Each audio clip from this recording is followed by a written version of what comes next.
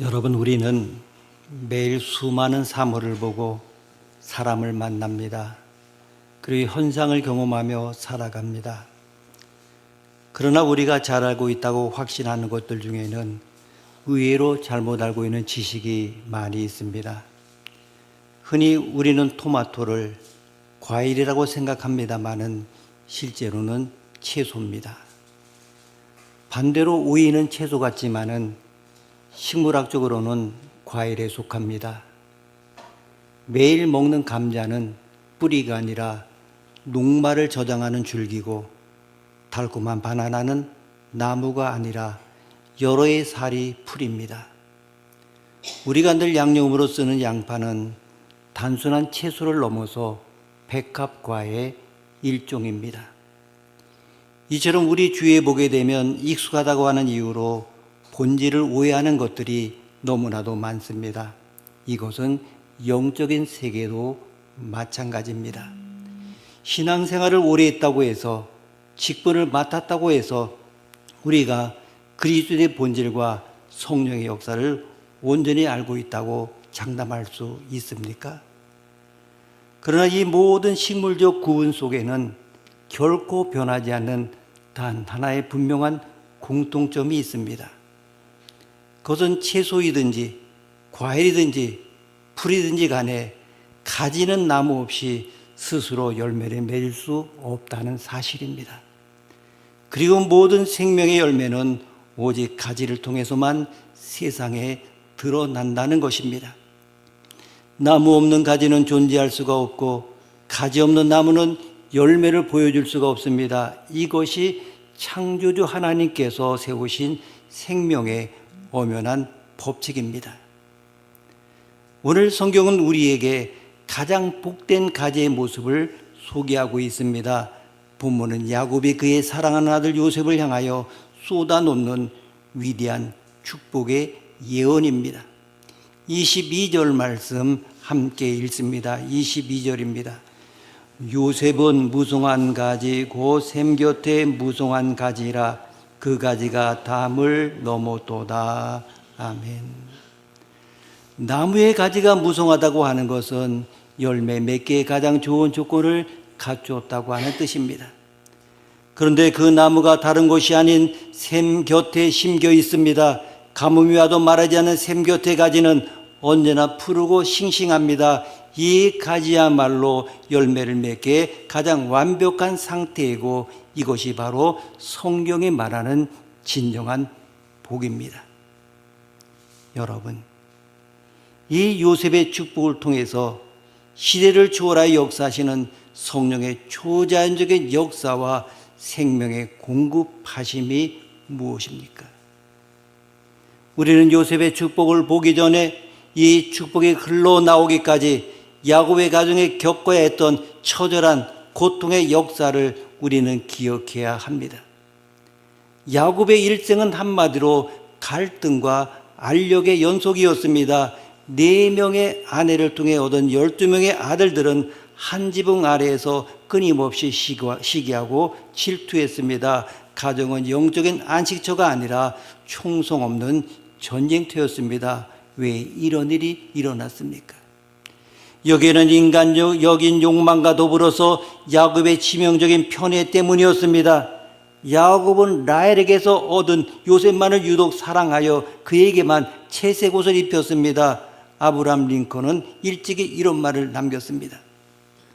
사소한 차이점들은 그대로 놔둬라. 그러나 주관적인 편애가 존재한다면 그것은 반드시 없애라. 인간적인 편애는 항상 공동체의 치명적인 상처를 남깁니다. 야곱의 편애는 형들의 분노를 자극했고, 결국 요셉은 형들에 의해서 미디안 상인들에게 은 수물에 팔려가는 비극을 맞이하게 됩니다. 요셉의 고난은 아버지의 잘못된 사랑과 형들의 죄악이 만들어낸 인재였습니다. 그러나 성도 여러분, 구속사의 놀라운 신비가 여기에 있습니다. 우리 인간은 죄를 짓고 상처를 남기지만은 성령 하나님께서는 그 상처의 자리를 물지어 자라게 하시는 축복의 통로로 바꿔 버리십니다. 유대전승과 신명기 법에 따르면 장자는 다른 형제들보다도 2배의 기업을 받게 되어 있습니다. 본래 야곱의 육적인 장자는 첫째 아들 루벤이었습니다. 그러나 그는 아버지의 침상을 범하는 도덕적 치명상을 입음으로 장자의 영적 명분을 잃어버립니다. 그 잃어버린 장자의 축복, 영적 갑절의 축복이 누구에게로 흘러갑니까? 바로 고난의 터널을 통과한 요셉에게로 전해집니다. 야곱은 지금 인간 요셉의 능력을 찬양하는 것이 아닙니다. 요셉의 파란만장한 삶을 배후에서 그를 붙드시고 마침내 애굽의 총리로 세우신 온 이스라엘과 그리고 중동 세계를 구원해내신 보이지 않는 손 곧 성령의 역사를 바라보며 지금 축복하고 있는 것입니다. 그 성령의 역사가 오늘 본문에서 2가지 핵심적인 이미지로 등장하고 있습니다. 첫째는 무엇입니까? 샘 곁에 무성한 가지입니다. 2번째는 담을 넘는 가지입니다. 이 2가지 축복의 원리가 오늘 살아가는 저와 여러분의 심령 속에 어떻게 성령으로 말미암아 성취되는지 봅니다. 본문 22절은 선포합니다. 요셉은 무성한 가지 곧 샘 곁에 무성한 가지라. 여러분, 왜 가지가 축복입니까? 그것은 오직 열매를 맺을 수 있는 통로이기 때문입니다. 우리가 안 대로 가지 자체는 아무런 힘이 없습니다. 잎이 피고 열매가 맺힐 때 비로소 가지는 자신의 존재 가치를 증명하고 영광을 누립니다. 식물이 자라기 위해서는 우리가 아는 대로 3가지 필수 요소가 있습니다. 그것은 물과 공기와 흙입니다. 아무리 공기가 맑고 흙이 비옥해도 물이 없으면 모두 것은 사막으로 변합니다. 오늘날 전 세계가 사막화의 위협을 받고 있습니다. 땅이 부족해서가 아닙니다. 강수량이 적고 물의 근원이 마르기 때문에 푸르던 초지가 순식간에 먼지만 날리는 황무지로 변질되는 것입니다. 이것은 영혼도 마찬가지입니다. 인간적인 조건이 아무리 좋아도 영적인 생명수가 공급되지 않으면 그 심령은 영적 사막화 상태에 빠지게 됩니다. 그러기 때문에 샘 곁에 심겨졌다고 하는 것은 존재 위치에 대한 축복입니다. 시편 1편 시인은 고백합니다. 그는 시냇가에 심은 나무가 철을 따라 열매를 맺으며 그 잎사귀가 마르지 않음 같으니 그가 하는 모든 일이 다 형통하리로다. 아멘. 에스겔서 19장 10절에서 물이 많음으로 열매가 많고 가지가 무성하다 이렇게 기록하고 있습니다. 여기서 중요한 질문이 있습니다. 나무가 자기가 원해서 시냇가에 심겨질 수 있습니까? 이 나무에게는 이동할 수 있는 의지나 발이 없습니다. 어쩌다 보니 누구에게 의해서 그 좀 샘 곁에 심겨진 것입니다. 이것은 전적인 주권이고 은혜입니다. 주님의 주권적인 은혜로 샘 곁에 심겨진 나무, 그것이 바로 성령을 모신 성도의 모습입니다. 여러분, 의학적으로 인간의 몸은 약 70%가 물로 이루어졌습니다. 물이 없으면 인간은 며칠을 버티지 못하고 세포가 괴사됩니다. 물은 생명의 시작이자 끝입니다. 고대 신화 속에서 인간들이 그토록 물의 신을 숭배했던 이유도 물 없는 한순간, 물 없이는 한순간도 살 수 없다는 생리적 한계를 알았기 때문입니다. 그러나 우리 기독교는 물을 숭배하지 않습니다. 우리는 물을 창조하신 여호와 하나님을 예배합니다. 하나님은 창조 둘째 날에 물의 경계를 지으시고 생명의 터전을 만드셨습니다. 이 영적 샘물의 실체가 누굽니까? 바로 예수 그리스도이십니다. 예수님은 요한복음 4장에서 사마리 여인에게 영원한 생명수를 약속하셨습니다. 요한복음 4장 13절 14절 말씀 보면 이 물을 먹는 자마다 다시 목마르려니와 내가 주는 물을 먹는 자는 영원히 목마르지 아니하리니 나의 주는 물은 그 속에서 영생하도록 솟아나는 샘물이 되리라. 아멘. 예수 그리스도가 생수의 근원이시라면 오늘날 우리 심령 속에서 그 생수를 끊임없이 솟구치게 하시고 열매를 맺게 하신 내재적인 동력은 누구이십니까? 바로 성령 하나님이십니다. 성령은 그리스도의 생명을 우리에게 수송해 주시는 영적 파이프라인이자 마르지 않은 오아시스 자체입니다. 현대 사회는 바야흐로 총연결 시대입니다. 사람들은 스마트폰과 SNS라고 하는 디지털 오아시스에 24시간 연결이 되어 있습니다. 좋아요의 개수, 조회수, 타인의 인정과 댓글이라고 하는 물을 마시기 위하여 온 영혼의 뿌리를 그곳에 뻗어두고 있습니다. 최근 실리콘밸리의 한 심리학 연구소에서 흥미로운 실험을 했습니다. 소셜미디어 헤비 유저 수백 명을 대상으로 일주일간 모든 디지털 기기를 차단하는 디지털 디톡스를 실시한 것입니다. 결과는 아주 충격적이었습니다. 대부분의 참가자들이 불과 몇 시간 만에 극심한 불안 증세, 고립감, 손떨림 등 마약 중독자들과 유사한 금단 현상을 보였습니다. 그들은 정말 발달된 문명 속에서 가장 화려한 환경에 살고 있었지만은 사실 인정과 소통이라고 하는 가상의 운물이 차단되자마자 즉시 영혼이 푸석푸석 말라버리는 사막 한가운데 서 있었던 것입니다. 현대인들, 이 세상이 판 운물에서 물을 기르려다가 더 극심한 영적 갈증에 시달리고 있습니다. 여러분, 이 세상에 주는 음물은 먹어도 다시 목마릅니다. 그것은 에레미야 선지자가 경고한 물이 고이지 않은 터진 웅덩이와 같습니다. 오직 성령의 역사만이 우리를 영원한 오아시스인 그리스도께로 연결해 줍니다. 사막 한가운데서도 성 마카레우스 수도원이 푸른 나무와 새들의 노래로 가득 찰 수 있었던 이유는 그 지하에 흐르는 숨겨진 오아시스 맥이 있었기 때문입니다. 요셉의 형들의 미움, 보디발 아내의 유혹, 감옥의 억울함이라고 영적 사막 한가운데서도 마르지 않고 청정할 수 있었던 비결이 어디에 있습니까? 그의 영혼의 뿌리가 하나님의 영, 곧 성령의 샘물에 깊이 박혀 있었기 때문입니다. 여러분의 영혼의 뿌리는 지금 어디를 향하고 있습니까? 세상의 웅덩이입니까? 아니면 성령의 샘가입니까?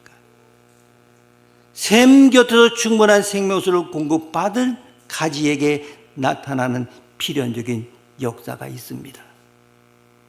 본문은 선포합니다. 그 가지가 담을 넘었도다. 그 가지가 담을 넘었도다. 이 담을 넘었다고 하는 것은 영적인 권능과 넘치는 에너지를 의미합니다. 생명이 얼마나 강한지 자기를 보호하기 위하여 둘러쳐진 이기주의의 담벼락, 국경의 담벼락, 혈연의 담벼락을 뚫고 밖으로 뻗어 나간다는 뜻입니다. 물이 풍성하게 오르면 가지는 힘을 얻습니다. 겨울철에는 얼지 않기 위해서 물을 내리지만은 봄이 되어 성령의 계절이 오면 나뭇가지에 물이 차오르고 그 힘으로 가지는 마침내 담장 밖으로 뻗어 나가게 됩니다. 힘이 없는 가지는 담을 넘지 못합니다. 겨우 자기 한 몸 유지하기도 벅차서 열매는커녕 잎사귀만 겨우 매달고 있습니다. 그러나 성령으로 충만한 가지는 자기 집 마당에만 머물러 있지 않습니다. 담을 넘어 이웃집 마당으로 넘어갑니다.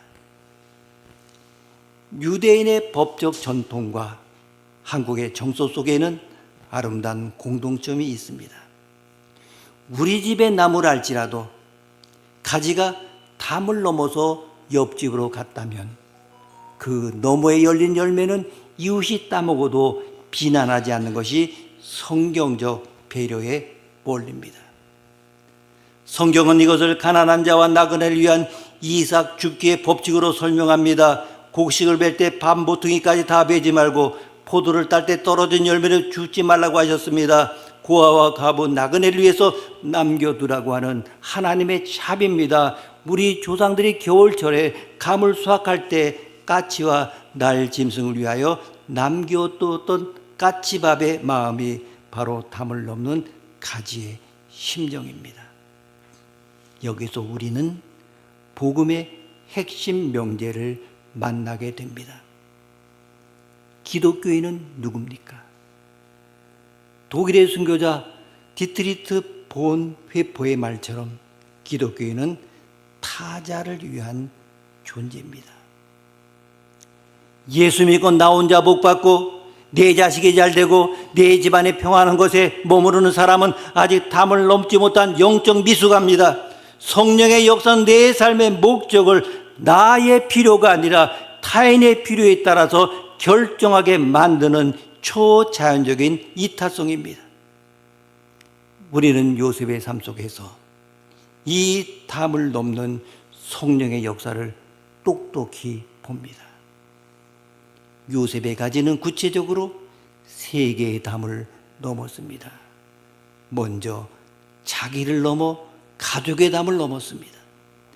자기를 죽이려 했던 형제들이 가나안 가뭄 속에서 굶어 죽어갈 때 애굽의 총리가 된 요셉은 복수의 칼을 뽑는 대신에 대대적인 구원의 손길을 폈습니다. 야곱의 가족 70명이 요셉이라는 담을 넘은 가지 덕분에 애굽의 고센 땅에서 생명을 보존하고 이스라엘이라고 하는 거대한 민족으로 번성할 수 있었습니다. 두 번째는 이웃과 공동체의 담을 넘었습니다.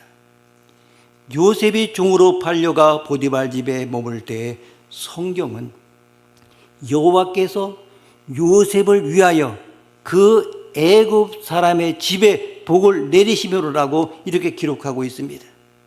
그리고 요셉이 억울하게 감옥에 갇혔을 때도 그 감옥 전체가 요셉 한 사람으로 인하여 은혜를 입었습니다.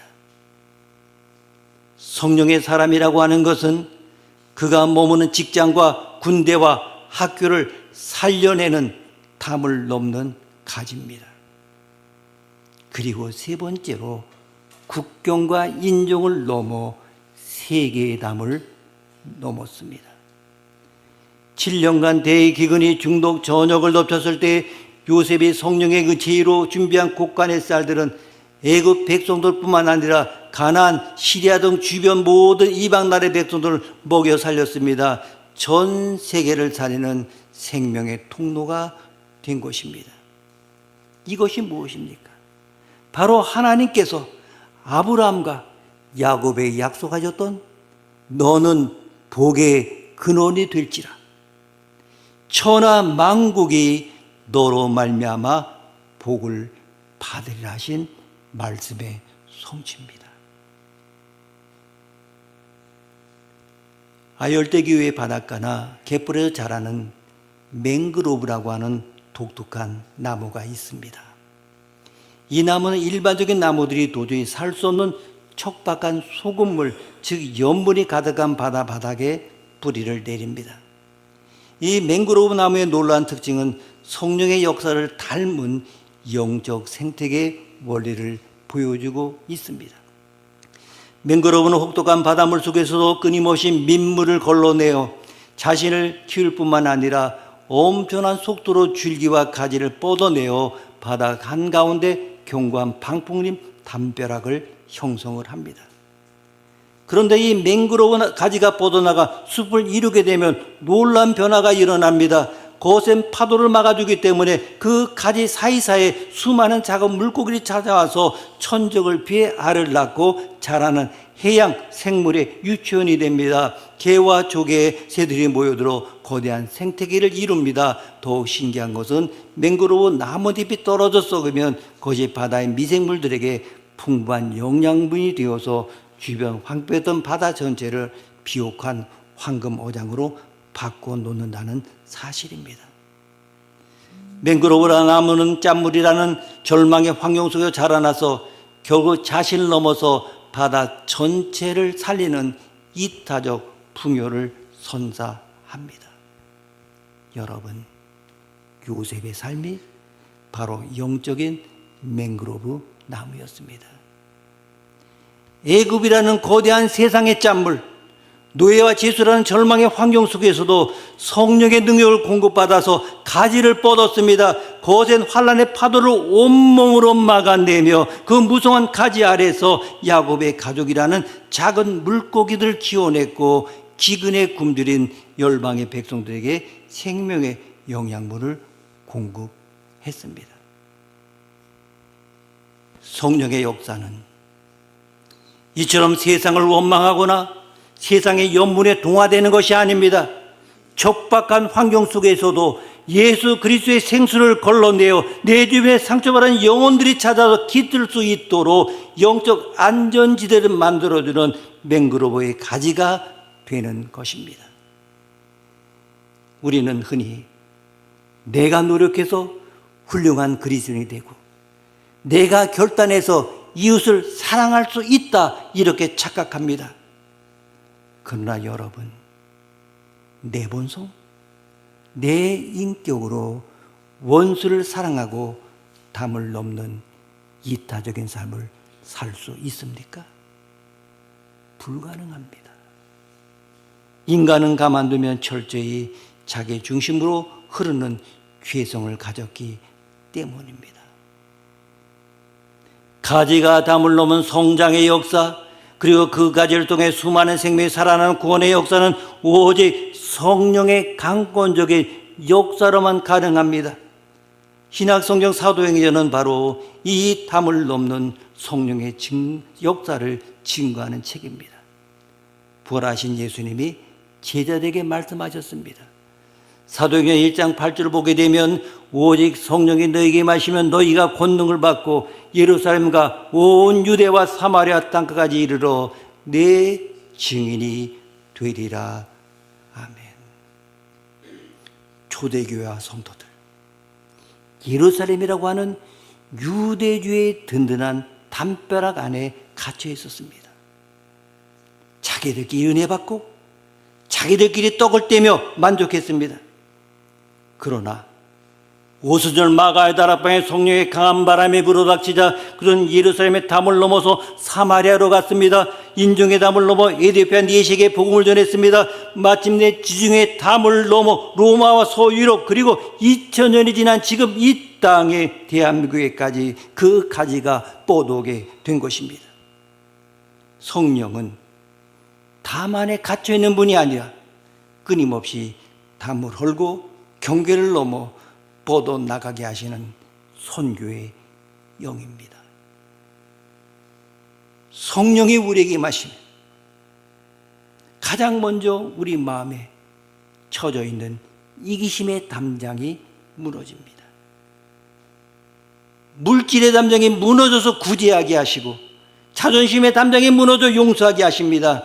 이새의 줄기에서 한 싹이 나고 그 뿌리에서 한 가지가 나서 결실할 것이라고 했던 이사야 11장의 예언처럼 메시아신 예수 그리스도께서 십자가에서 흘리신 피로 하나님과 우리 사이에 죄의 담을 허무셨고 이방인과 유대인의 담을 자기 육체로 허셨습니다.